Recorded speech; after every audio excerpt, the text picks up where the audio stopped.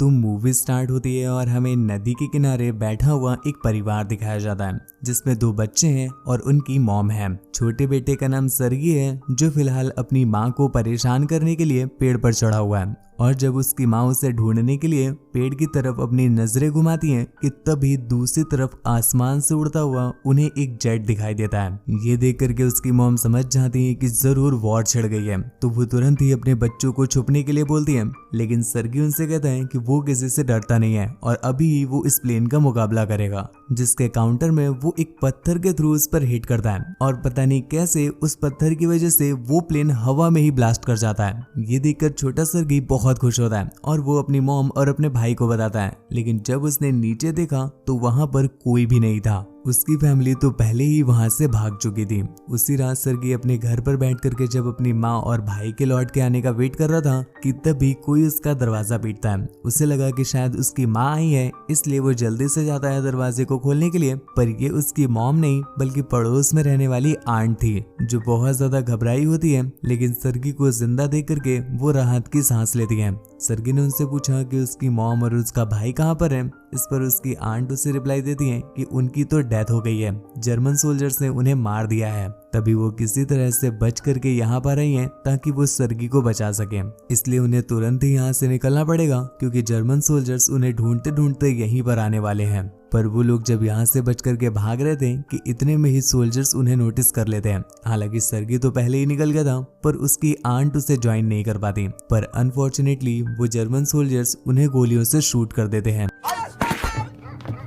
और फिर पूरे के पूरे घर को ही आग लगा देते हैं। बेचारा सरगी अपनी जान बचाते बचाते भाग रहा था और उसके पीछे उसकी आंट उसके घर के साथ जल रही है। एक पल में ही सरगी की माँ, उसका भाई, उसका सब कुछ उससे छीन चुका था और अब छोटा सा सरगी उसे कुछ समझ ही नहीं आ रहा कि वो कहाँ जाए। वो पूरी रात जंगलों में भागता रहता है और जोर जोर से अपनी माँ को पुकारता रहता है क्योंकि वो खो चुका था। खैर किसी तरह से वो पूरी रात तो जंगलों में काट लेता है, लेकिन अब उसे भूख लगी है, इसलिए भूखा प्यासा सरगी खाने पीने की तलाश में निकल जाता है। तभी उसे एक नदी दिखाई दी जिससे वो थोड़ा सा पानी पीता है, पर अगले ही पल जर्मन सोल्जर्स के आने की आवाज सुनकर वो काफी डर गया और तुरंत ही कुछ पेड़ों के पीछे जाकर के छिप जाता है। पर उसके पास में ही एक सांप था जिस पर उसका ध्यान ही नहीं गया, लेकिन बिल्कुल भी आवाज न करते हुए अपने मुंह को बंद कर लेता है, जिससे वो सांप भी उस पर ध्यान नहीं देता और वहां से निकल जाता है। सोल्जर्स उसी नदी के पास अपना खाना पकाने के लिए आए थे और खाना वाना खा करके जब वो वहां से चले जाते हैं तो छुपा हुआ सरगी बाहर निकल करके उनके बचे हुए खाने को खाता है।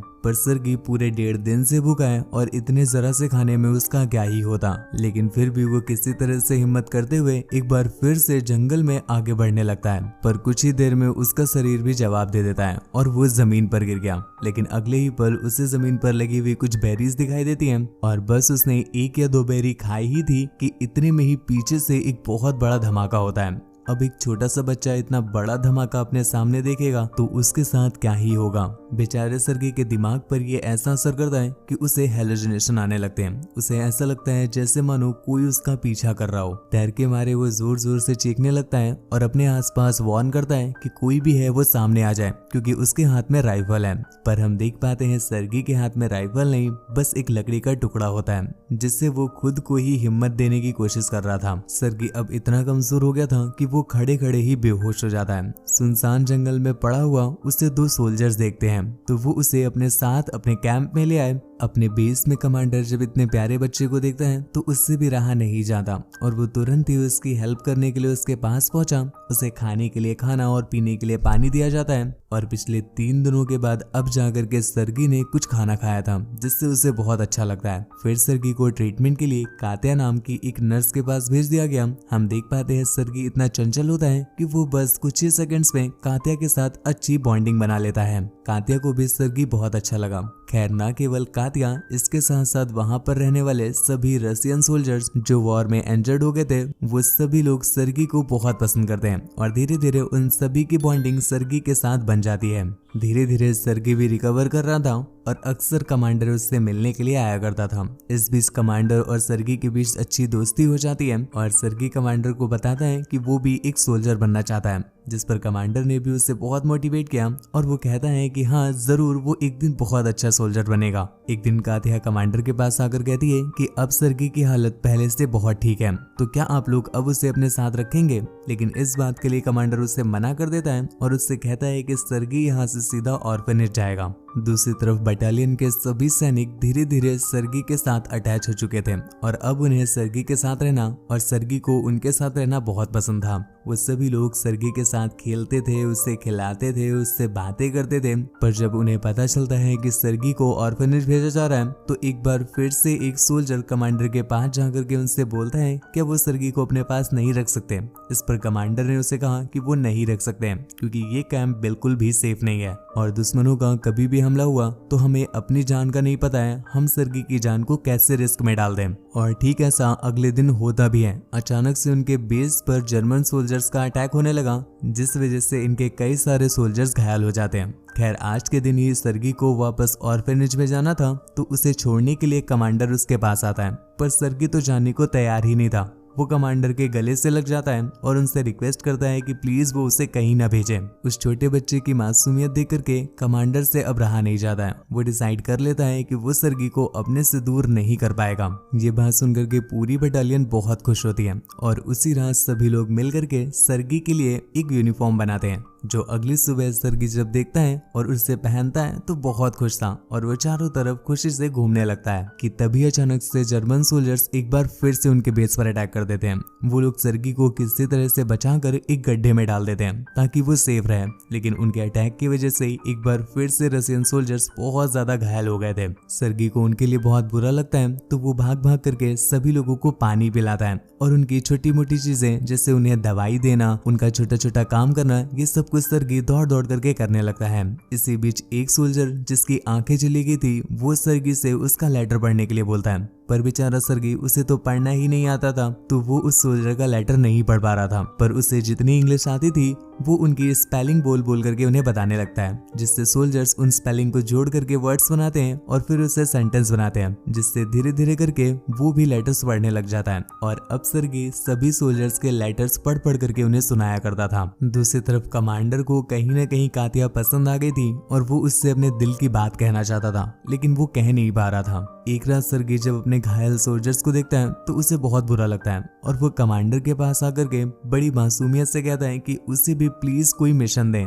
ताकि वो भी दुश्मनों का सामना कर सके। पर कमांडर उसकी मासूमियत पर उसे समझाता है कि उसे थोड़ा सा और टाइम लगेगा, फिर वो डेफिनेटली उसे एक मिशन जरूर देगा। एक दिन सर्गी जब अपनी छोटी सी दूरबीन लेकर के उसी बेस के पास में घूम रहा होता है कि तभी उसे झाड़ियों के पीछे छुपते हुए कुछ जूते दिखाई देते हैं, जिन्हें देख करके सर्गी को ऐसा लगा कि शायद पीछे कुछ सोल्जर्स हैं। तो वो तुरंत ही अपनी बटालियन पर लौट कर आता है और सभी लोगों को उस बारे में बताता है। वो लोग भी ज्यादा देर ना करते हुए तुरंत ही वहां पर पहुंचे और जब जगह को चेक किया जाता है तो बहुत सारे जर्मन सोल्जर्स छुपे हुए मिलते हैं जो इन्हीं रशियन सोल्जर्स को मारने के लिए आए थे। पर सर्गी की सूझबूझ की वजह से वो सभी पकड़े गए और रशियन सोल्जर्स की जान भी बच गई। कमांडर उससे इतना खुश होता है कि उसी रात वो उसे एडॉप्शन के पेपर ला कर देता है और अब फाइनली कमांडर ने उसे एडॉप्ट कर लिया था। सर्गी को भी पता है कि कमांडर कात्या से अपने दिल की बात कहना चाहता है पर वो कह नहीं पा रहा है, इसलिए वो उसे अपने साथ ले जाता है ताकि अभी जाकर के वो कात्या को अपने दिल की बात बताए। पर जब वो दोनों कात्या के पास पहुंचे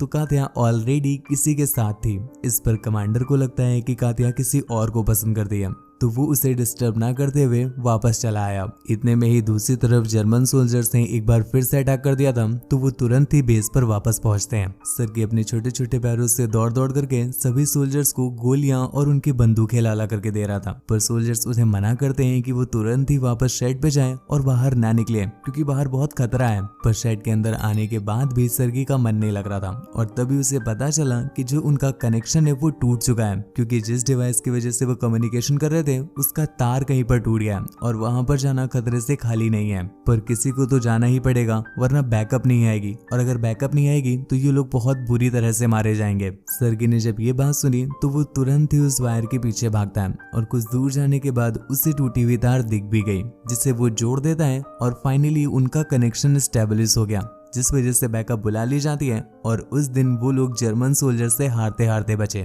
आज एक 6 साल के बच्चे ने पूरी की पूरी बटालियन की जान बचा ली थी। अगले दिन कमांडर भी कातिया के पास जा करके उसे अपने दिल की बात बोल देता है, पर कातिया इसके रिप्लाई में उससे कुछ कह पाती कि इतने में ही एक सोल्जर वहां पर आ गया जो तुरंत ही कमांडर को साथ में चलने के लिए बोलता है। पर ये लोग जब इस बेस को छोड़ करके अगले बेस की तरफ जा रहे थे कि तभी कुछ माइंस में इनकी गाड़ियां चल जाती हैं, जिस वजह से बहुत बड़ा ब्लास्ट हुआ और कई सारे सोल्जर्स मारे जाते हैं। इवन कमांडर भी थोड़ा सा जख्मी हो गया था, पर सर्गी किसी तरह से सभी लोगों को हौसला देता है और फिर वो लोग अपने नए बेस में पहुंचते हैं। यहाँ का नया जनरल जब सर्गी के कारनामे सुनता है तो वो उससे बहुत इंप्रेस होता है और कमांडर को कांग्रेचुलेट करता है कि उसके पास इतना स्मार्ट बच्चा है। जनरल उससे इतना खुश होते हैं कि वो भी उसे अपनी बटालियन में ले लेते हैं और उसे एक बैच भी देते हैं। पर एक रात जर्मन सोल्जर्स उनके बेस पर भी अटैक कर देते हैं और इस बीच कमांडर बहुत बुरी तरह से जख्मी हो गए थे। सर्गी अपने फादर को बचाने के लिए खुद लड़ने के लिए उतर जाता है, पर वो बेचारा क्या ही कर सकता था।